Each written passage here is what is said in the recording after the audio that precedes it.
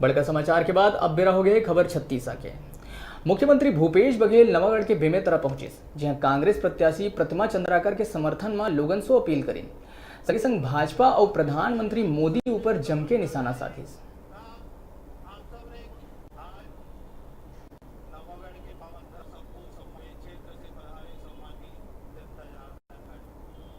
लाल आतंक के खिलाफ बस्तर के लोग हैं और वो मतदान के माध्यम से प्रजातंत्र के पक्ष में बस्तर के मतदाता भाई बहन सब खड़े हुए हैं।